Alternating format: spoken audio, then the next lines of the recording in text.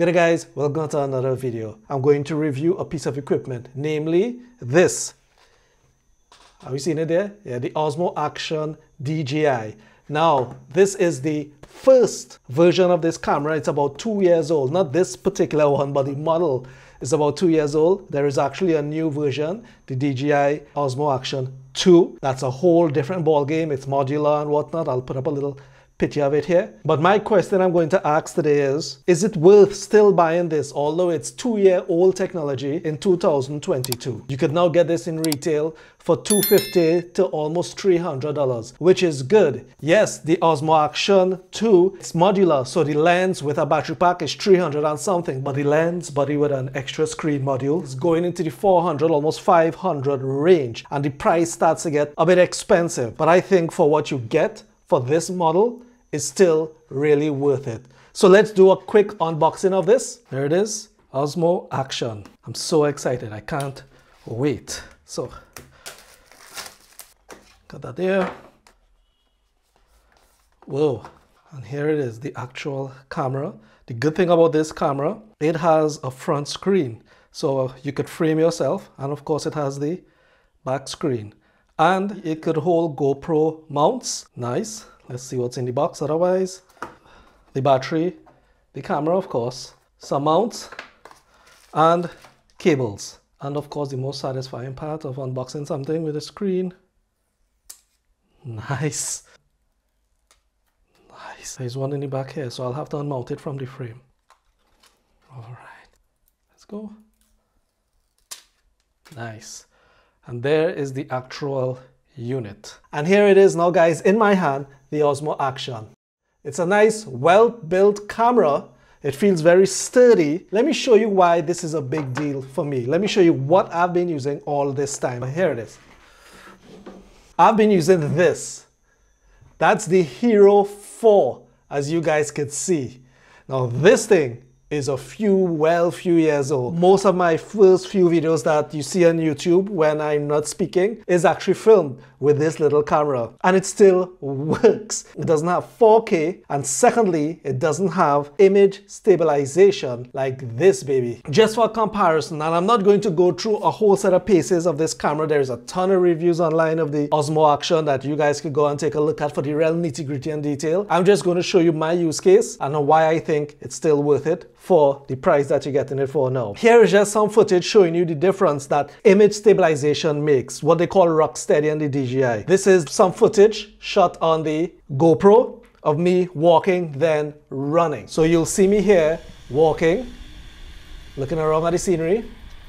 And yes, it's smooth enough, but you can see the jerkiness. And now as I'm running, you'll see just how shaky this footage is.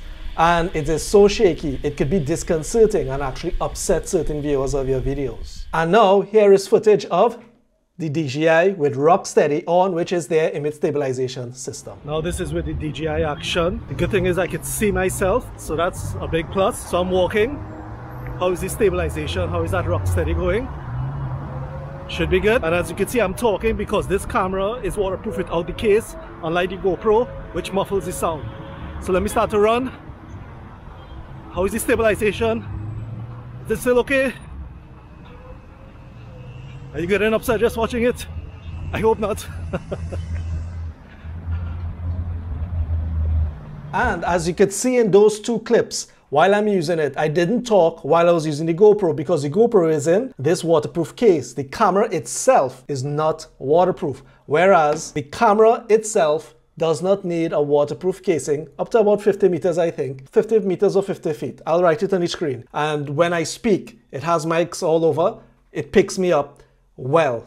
One other plus for the Osmo Action. One of the other major aspects of this that I mentioned is the 4K. I don't upload videos in 4K. I upload my videos in full HD, 1080p. So why am I so excited about 4K? This has 4K 60p. For one, I could slow my footage down to 50% speed, which is great.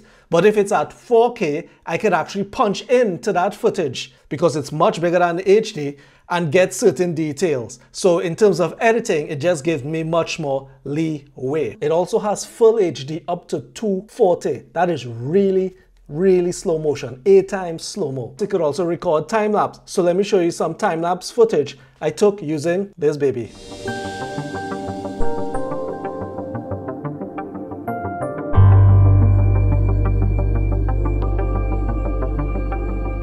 And also this feature called Hyperlapse. It's like a time-lapse, but it's made for movement. So here's a few Hyperlapse shots.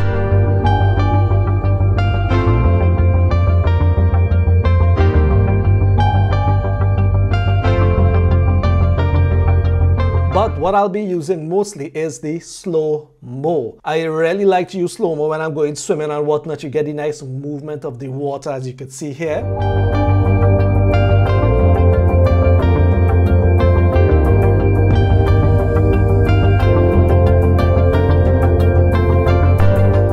Also this fantastic slow-mo shot I got of a plane flying right over. I was able to just rest the camera down and get that shot. Again, it was one of my past videos, but check this shot out.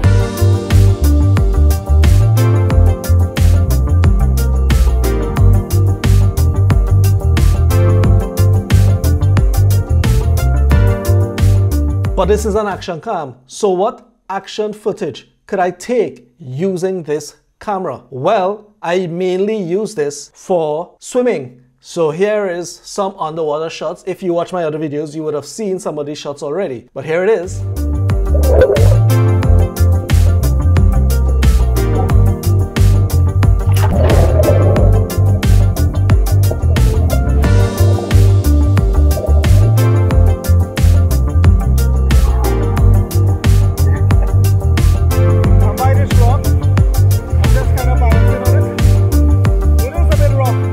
So in the unboxing, it comes with this case. So it has the legs similar to the GoPro. So all my GoPro sticks and whatnot that I use could be used on this. So basically what I'm saying is that this camera still carries a lot of value in 2022. For the price you could presently get it at, the feature set is still very rich, and I think in a form factor that we're more accustomed with, more than the Osmo Action 2. The major features that I like this camera for is the 4K at 60 frames per second. I like that it's waterproof without a case. I love this front screen. And to me, the audio is pretty good. Added upon that, the slow motion shots I'm able to get and whatnot, it is still a very versatile camera that I will be using constantly from now on. And if you watch the last few videos of me, you will see footage of this camera. So I hope this was of some value to anyone who wants to get a camera, get an action camera specifically to do certain shots and whatnot. I would say the most important thing is don't feel you have to get the latest and greatest. Technology is moving at such a pace. Cameras that are 1 or 2 years old and will be cheaper now, like the GoPro 10 is out, but the GoPro 8 is still a pretty good camera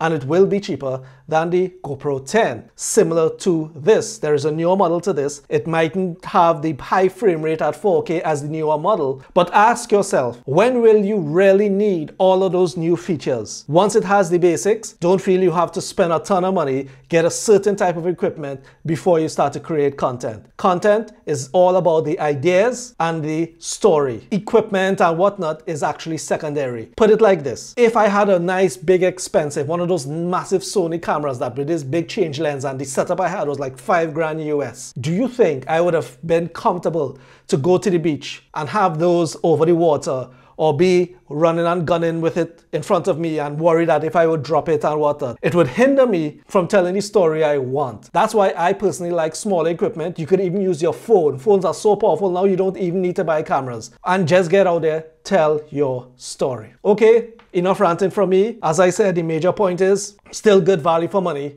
in 2022, the DJI Osmo Action. Thanks for watching. Always remember to like, subscribe, and I'll see you guys in the next one. Bye. Of course, this is the back screen. If I just hit the quick switch button, it'll go over to the front. I'm gonna bring it closer so you can see. Let's get in the camera and whatnot. Yeah.